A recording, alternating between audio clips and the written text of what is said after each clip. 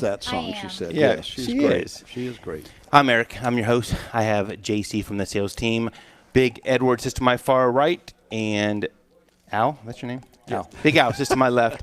My father is here as well. Guys, we are finally getting around to introducing Al. Al, as you heard at the top of the hour, he's been with us for a long time, and he has an enormous amount of training experience with Franklin County Sheriffs, with OPATA, with LE training. Outside the country. Outside the country training. And I'll tell you what, and I don't know if I can say this on air, but he's one old SOB that I wouldn't want to mess with. That's right. Even in his health state right now, Yes. I wouldn't want to mess with him. You know what? You would walk up to him thinking, I can take this guy. Yeah. It ain't going to happen. And you get one chop and you're done. We have police officers that are here who like to joke about everything, but they said, hey, if there's one guy to have on your side, he said that is the guy that I would Big pick. Al. And that's the truth, Al. I So- can dish it out still, but it's hard to take it. And if you can't take the punch, you're really, so. So, Big Al, we're limited on time, so we're going to continue this into an after-hour discussion on Facebook. But get us started. I mean, you've been all about training for years, and we looked a little bit of a deeper dive into the George Floyd case and the actual cause of death and what happened. Talk a little bit about your what you've seen in training over the years and Well, what I've been law watching enforcement. this for a long time, listening and watching all the news, watching all the talks, watching all the talking heads, everybody deciding that they know what happened and what to charge him with. These guys are being charged with second-degree murder. Soon that the family attorney's trying to punch it up to a first-degree murder charge and a negative homicide. But homicide is assigned to these causes of death many times when it's death at the hands of another is the definition of homicide, when it involves in-custody deaths. But I want to real quick talk about what in-custody death is. It's when we're using force. It can be even slight force, just a mere grabbing of someone, putting them over your cruiser, taking them to the ground and handcuffing them. You may have an individual that, if not set upright fairly quickly, allowed to get breathing, they can go into a problem. Some of that's due to excited delirium, which is one of the cases where it winds up with drug involvement, a lot of drugs in the body. Oh, guess what?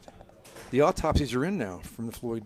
Let's hear. The Hennepin County differs a little bit from the families. Can you imagine? I can't understand The that. family came in and they've got their version of what happened. Of course they did. But They were there. Without reading it, because we haven't got a lot of time, I'd like to be able to get into to actually read the autopsy to you. But the one thing that glared at me when I read it was that he had fentanyl in the body, he had methamphetamine, he had cannabis, he had marijuana in the body, THC. He had other drugs that were in the body, and he had hardening of the arteries, and he had high hypertension, high blood pressure, which the coroner up there said was a contributing factor to his death. And a study was done back in 1994. I had correspondence here with the District Attorney's Office of San Diego, called the San Diego study. Franklin County had experienced a loss of an individual on intake one night. The city brought a prisoner in that they had used force. The individual was needing some medical attention. He was basically so drunk and so out of it he couldn't even sign for his paperwork. So a smart sergeant we had down at the time came out and said, no, call the city people, tell them to come back, take this guy to the hospital. He needs to be stabilized. We're not going to put him on the floor right now when he can't even hardly move. So city came back. It was 30 minutes or longer it took to get them back. This is all on film. He's being held at the counter, and he's being kind of compressed over the counter, and his diaphragm is being pushed into the counter.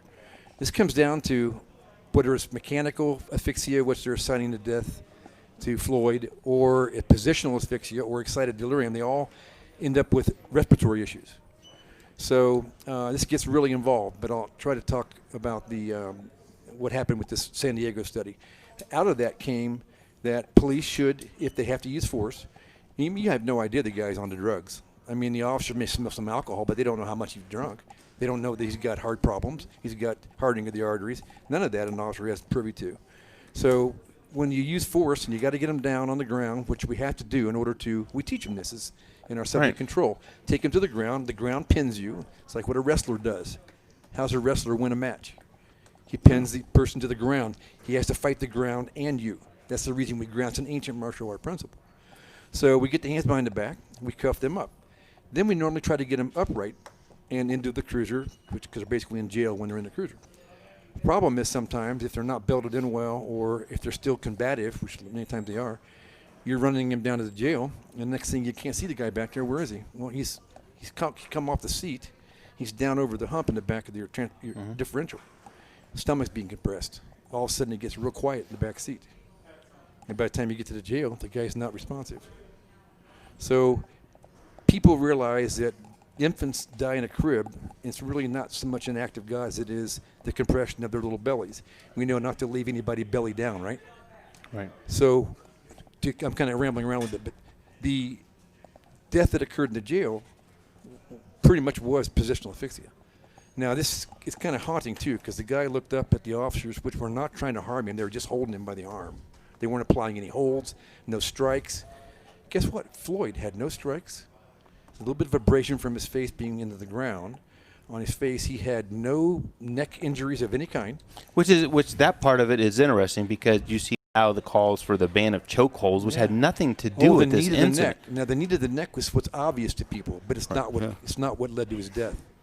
What led to his death was the individual here's where the family's autopsy did show something that was probably of merit. In their autopsy, they said that the guy that was on the back, in the middle of the back, was applying most of the body pressure to keep him down, which is hard to understand because he was handcuffed. So those in law enforcement, I've talked to many buddies in law enforcement, trainers as well as officers, and we know that we need to get them sitting up, and once cuffs are applied, the need for using a lot of force is gone.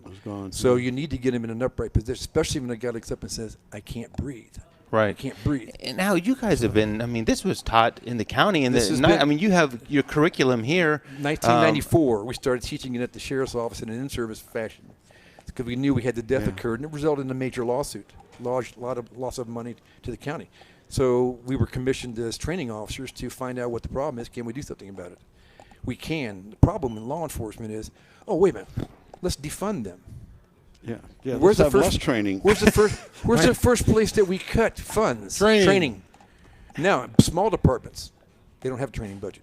They're actually we're losing small departments because they don't have any money. So it's kind of ridiculous to in this day and age to try to cut money. We need to be adding money to it. Right. And adding officers. So, Al, can you hang with us Sure. after we go off the air on WTVN? I want to give you a little more in-depth coverage how this occurs and why a person will die when they're belly down. Right, and so we'll pick back up on the Facebook feed, and we never even talked about that today, but if it is a good place to watch the show when it's up and running, our Facebook feed is on LEPD Facebook. Thanks for spending the last hour with us. Thanks, guys, for a great conversation. Thanks for the callers. Remember those names we said at the top of the hour. Next week, we're going to talk a little bit about having yourself prepared for a fight. Oh, we are going to talk about guns. At some point, we will get back. Okay. Well, for guns and protection, right? Okay. Wait, you can't even buy one. That's true. We don't have the sell. Well, be safe out there this week. Stop by and see us, and have a good week. We'll see you next week.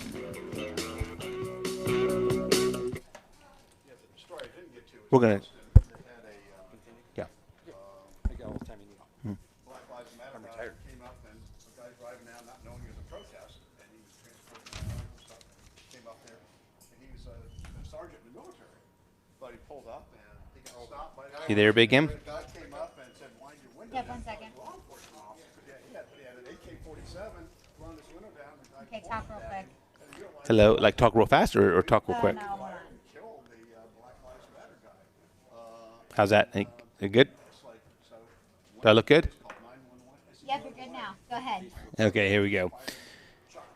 This is Eric from On Target. This week we discuss being physically prepared to defend yourself, and Pawpaw has the Gun of the Week, sponsored by TTD Technologies. Tune in Saturday at noon or live from LEPD Studios on Bethel Road.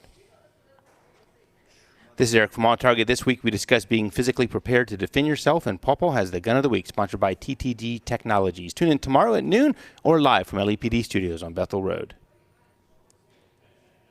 This is Eric from On Target. Today we discuss being physically prepared to defend yourself, and Pawpaw has the Gun of the Week, sponsored by TTD Technologies. Tune in today at noon or live from LEPD Studios on Bethel Road.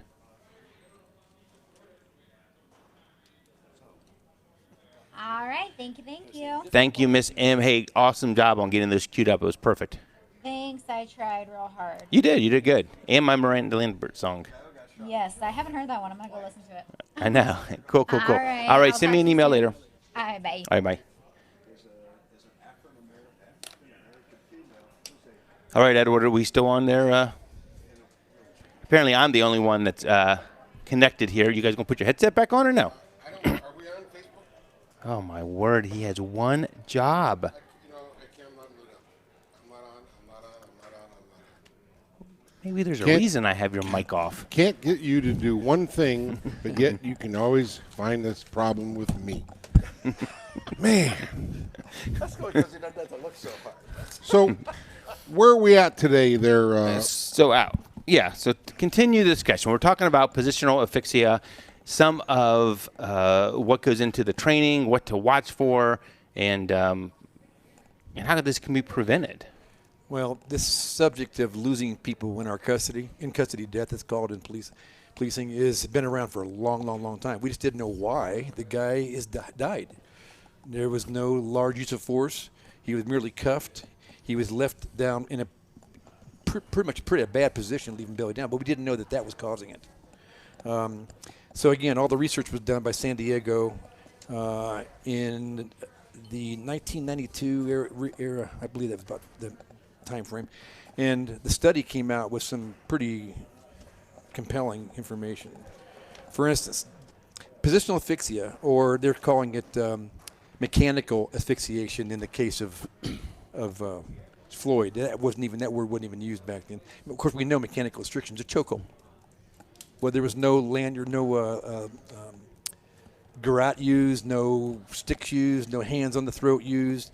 But what it looks like to you, and this is what I can't stand about people that are making comments about things they have no idea what they're looking at, Imagine that. is they see a knee towards the neck or under the neck. Now, we get down into a cuff position, because I call it handcuff 101 position, where you're down next to the guy's shoulder area. He's been compelled to go belly down, or he's gone down on his own. We yell, get on your stomach, hands behind your back. When he brings the hands out to us, and we have techniques to do that, because they won't bring them out, then we apply the handcuffs. Okay, so if he's still combative and trying to move around and get up, there's no way that you can't stay off of his chest. You know, if you know anything about mixed martial arts or the ground fighting stuff that we're all working with now, you have to get pressure on to keep him down. In an effort to not hurt people, we're using more officers as possible. So you see 3 or 4 officers working on one guy, it looks bad. See, because looks are very deceiving to people. So if you're going to go one-on-one with a guy that's 6'4", like Floyd was in 225, 230, that's going to be tough for a guy that's a 150-pound officer that's college educated and never been in too many fights. So the guy is down on his belly. He's handcuffed. The officer's down there next to him. Now, what I don't understand, and we won't know until the investigation is done, since it's ongoing, I can't get my hands on much of anything other than what the Internet's showing or what is on news, is why did they put him down on his belly after he's cuffed? Since this has been known since 1994 and trained in Central Ohio for a long time, it's even part of WPATA curriculum now that we try to use techniques and tactics to get people down without staying on their chest very long, just long enough to get the hands cuffed. Then we want to get them upright, sitting up in a recovery position. What do you do for anybody in CPR? You know, make sure the airway's open. Right. Yeah. First thing you do is clear the airway, get the airway open. So, but the histories of positional asphyxia and how people can die from being in certain positions is very interesting. You know, the young kid down in Cincinnati that died, he got flipped over in the back of that seat in the van. Oh, yeah. Right. Couldn't find him. He died of positional asphyxiation. He couldn't get respirations from his diaphragm being compressed. Right. It can happen at all ages, but we've had an investigation we had many, many, many years ago. One of my old detectives told me about. They found a woman at the bottom of basement steps in her house. She was wedged between the guardrail that went down, and was so feeble at that elderly age, she could not free herself from that position. She was down there for, I'm not sure exactly how long, but a long period of time. Could not get up, stomach being compressed. You can't get your respirations because you breathe through your diaphragm and your chest. So she was unable to free herself from that fatal position. They found her dead there. We've gone in on cases where you look at a person laying, he's sitting there in a chair, heads down like this. He's got a bottle of booze in his hand or maybe in his lap, half drunk, fully drunk, whatever. You come over and look at him. His head's down. He can't get rest. He's so drunk he can't open his airway up. Can't lift his head. And you know what? It's funny, and Ed, you're going to know what I'm talking about here. There was a story around local communities years ago where, in a sad case, where I think it was a person in their early 20s out drinking and went home, was getting sick from the alcohol, and passed out while getting sick in the toilet and passed out in that position. Fell over. His stomach's being compressed over the And toilet. died. His neck was over the bowl, the toilet bowl, and he cut off. So his- what positional asphyxia is basically is your body cannot get the respirations it needs because of the position that you're in, and you're unable to free yourself from it. And this is what SIDS is, sudden death Right. Cripps syndrome. Is we know we don't want to put the little babies down on their bellies, 'cause especially a very premature newborn, or Right. when it's a preemie, like they're not strong enough to push themselves out. But most of you have had kids, all of us, I think. And so Right. have you ever walked in and put your child down on their belly or on their back, say, "Oh no," Yeah. and then all of a sudden you come in and They I'm sorry, you pulled put them on over their and- belly, Yep. and then you come in and all of a sudden they're on their back. Now you little bugger, how'd you do that? You put him back over on his belly again, and then you come back 10 minutes later, he's back on his back. Right. It's because you can't breathe well. So the kids are strong enough, if they are strong enough, to push themselves over and go on their back to open that airway up. So how? So at the end of the day, in all of this, oh, there's Paw back. At the end of the day, in all of this, What? I just overheard. Back in. you missing your little thing on there. Oh, well, Okay. go figure. Yeah, back in what? Back in when you were a little baby, Eric. Yep. We put you on your belly all the time. Look at that. And look, he's Yeah. strong enough to push himself out and get the air open. Now, I don't know about you guys, but do you guys go to sleep like this? You sleep on your side? But you find yourself like this? yeah. On And your your wife's back. going, hey, Yep. push, turn over on your side. Because we want to be on our back to breathe and let our diaphragm work. So, Al, this is a known thing that's been known in law enforcement communities for a long time, Especially in then Central Ohio. It goes back then to a training issue, and It so is a how training can you issue. demand defund the police, and at the same breath say we need to have more training? I mean, Well- it's counterintuitive, and it just doesn't fit. And unfortunately, in law enforcement, like many professions, we get hot on a topic of the day. And it's something we work on really hard. And, you kind of work in putting out fires and not really being as proactive. We toss that word around, being proactive. But we know an ounce of prevention is worth a pound of cure. So training is the key to everything. Right. And the problem's going to be is do you revisit these things or do you let them go for a long period of time, assuming the officers know about it? The training officers, the young training officers coming in, are they aware of it?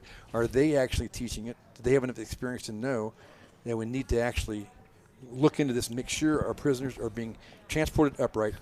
And there's a whole bunch of issues about hog tying, ankle irons That and hands used behind to the be. back. And, well, we can still do that as long as they're upright. Right. And how? I mean, and you mentioned this just briefly, but I worry about this from a societal issue. The officers were charged with, I think, murder too. And when you go and look at that statue, they're not going to get convicted of that. Well, That's a key the thing point right that there. I Yeah. noted out. You know what? There's some people that they know this. There's some attorneys who know this. And, hey, we're going to charge them. The public's going to go, yeah, yeah, yeah. Make it premeditated. Or, yeah, because they'll all be found innocent. I mean, that's Right. well, that's what will And happen wait if till you that levy happens. those kind of charges. It's going to go crazy. I think there's a I mean, thing, too, that's- that you overcharge a lot of times. Probably overcharge, hoping that if it's going to get pled down, they're going to get something. But when it comes to these officer-involved encounters where people die in our custody, when there was no shooting involved there. There was no heavy use of force. He had no bruises or anything on his neck. The vertebrae was perfectly intact. How could he have been choked out with that knee to the neck without some sort of bruising into the neck muscles? Right. They found none of that in the autopsy. I mean, there was I firmly believe, a horrible act. Everyone says so. Intentional? No way. They didn't set out that day to do that. That's precisely Nobody, mean- no officer ever goes out. No, absolutely and not. says that. Especially today, we know we're being watched. Sure. We know everybody's on us. Right. We're trying not to hurt anybody. Of course. One real quick thing, and we'll move on. In the martial art world, which I've done a little bit of that stuff, the pillar, the attainment of skill is to be able to control someone that's trying to harm you, even kill you, without harming them. Right. That is the true masters of the old in ancient times